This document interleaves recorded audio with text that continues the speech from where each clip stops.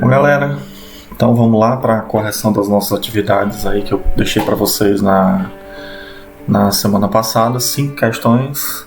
Espero que tenham assistido as aulas para entender essa introdução de conteúdo, né? A gente está começando aí com a função do primeiro grau e é um assunto bem importante. Então, pegando aqui a primeira questão, que diz o seguinte, ó: dados A e B, coeficientes numéricos de uma função do primeiro grau, a lei que representa a função em que o A é 2 e o B é 5 é. Então, como nós vimos lá nos vídeos, a forma geral da apresentação da função do primeiro grau é essa, ó: y é igual a x mais o b, lembrando que o y eu posso também representar pelo f de x. Então, tanto faz eu colocar assim, como usar o f de x para representar a função, certo? Então ela pode ser representada desta maneira aqui ou dessa daqui, é tudo a mesma coisa, tá? E o que eu tenho que fazer para chegar na lei da função? Vou usar essa daqui, então deixa eu apagar essa de baixo, aí pronto. Então vou usar essa daqui que eu coloquei primeiro, né, para a gente só substituir os valores, né? Então, como eu estava dizendo, o que a gente tem que fazer? Eu tenho aqui o valor do A e o valor do B, certo? O A na função de forma geral é sempre quem está perto do x ao quadrado e o B é aquele número que vai aparecer sozinho. Lembrando que o que caracteriza uma função do primeiro grau é o fato do expoente da variável ser igual a 1, tá? Normalmente ele não aparece. Se for 2 é do segundo grau, se for 3 é do terceiro grau e assim sucessivamente, certo? Então, substituindo os valores que eu tenho, no lugar do A eu vou colocar o 2, vou repetir o x, e no lugar do B eu vou colocar o menos 5. Sempre que for substituir, considero o sinal do número, certo? Com isso, eu cheguei na lei que representa a minha função do primeiro grau para essa primeira situação, tá? Então, y é igual a 2x menos 5, em que o A, que é o termo que está perto do x, é o 2, que foi dado na questão, e o B, que é o termo independente, é o menos 5. Tá? Procurando aqui nas opções, a opção correta, tá, é a letra B. Então, dando sequência, pegando aqui a questão 2, tá? Ela diz o seguinte, ó: dados A e B, coeficientes numéricos da função do primeiro grau. Aí deixa eu pegar aqui a função que ficou separada, né? Então ele colocou lá, ó, que f de x é igual a menos 3x mais o 20. Tá? Ele quer saber os valores de A e B respectivamente. Tá? Significa dizer que eu tenho que obedecer essa ordem. Primeiro o valor do A, segundo o valor do B. Tá certo? Então é só colocar a função, a forma geral da função do primeiro grau aqui embaixo, ó. Então f de x é igual a x mais o b. E aí nós vamos comparar, certo? Você vai só comparar aqui, ó, quem é que está no lugar do A e quem é que está no lugar do B. Então o A é o menos 3 e o B vai ser igual a 20. Beleza? Então, respectivamente, lembrando, né, do significado da palavra, tem que seguir a ordem. O resultado é menos 3 e 20. Não poderia ser 20 e menos 3. Nesse caso não seria a mesma coisa. Então tá aqui a opção correta. Ok? Pegando agora a questão 3, para a gente seguir aqui na nossa correção.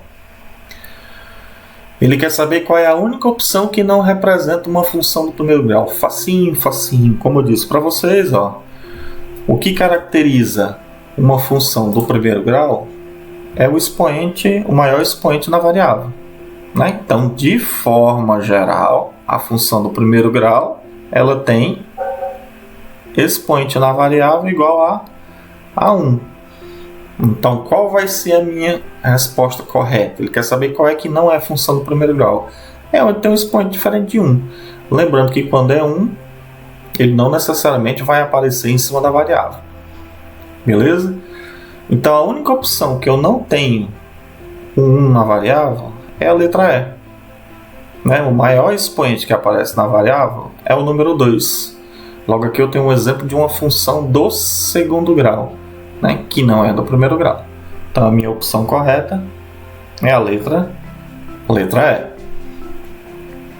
A próxima questão, nós já temos aí um problema que envolve uma situação prática da aplicação da função do primeiro grau. É a situação da corrida de táxi, certo? Então o que ele diz? Ele diz que o motorista de táxi ele cobra R$3,50 de bandeira. O que significa isso? Você entrou no táxi, o cara ligou o taxímetro, você já está devendo R$3,50 para ele. E o restante vai ser cobrado a cada quilômetro que anda. Então ele cobra 70 centavos por cada quilômetro que anda. Então se ele andar 1 quilômetro, vai ser R$3,50 mais 70 centavos.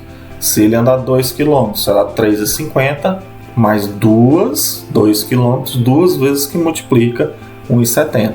E assim sucessivamente. Ele quer que a gente determine o valor a ser pago no final de uma corrida de 18 quilômetros. Né? Então vamos lá, ó. É exatamente o que eu acabei de falar, né? Eu vou pegar a quantidade de quilômetros, aliás, eu vou pegar o meu valor fixo, que é 0,70, eu já vou montar aqui para ficar com a cara da forma geral da função do segundo grau.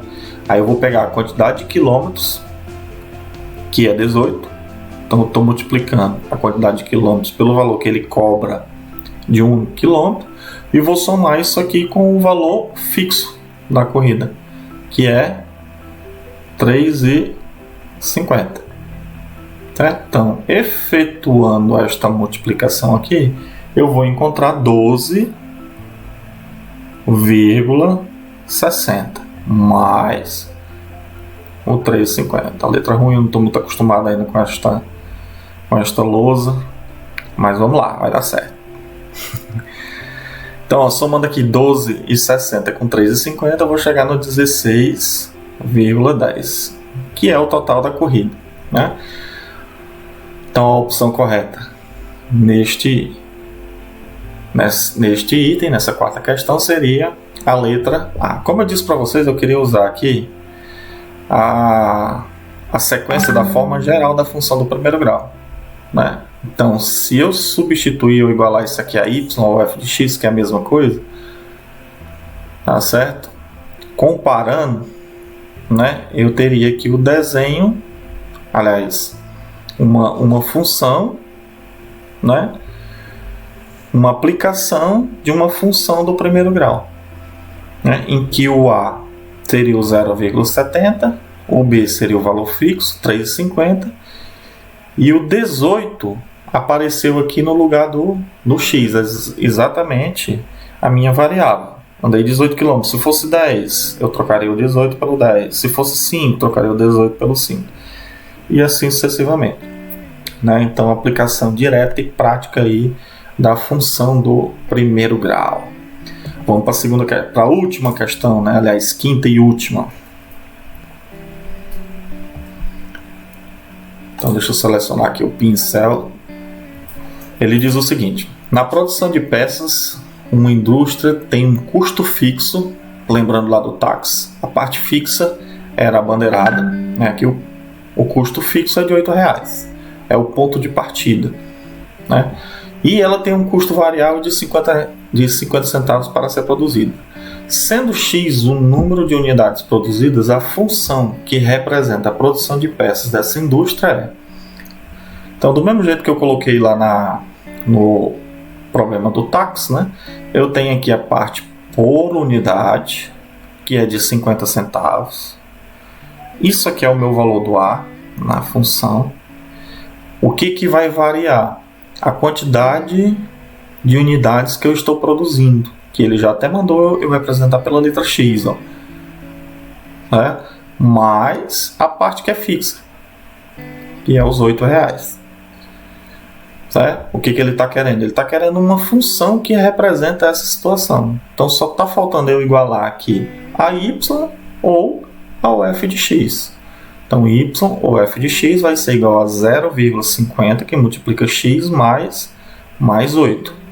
Está aqui a função que representa essa situação aí, né?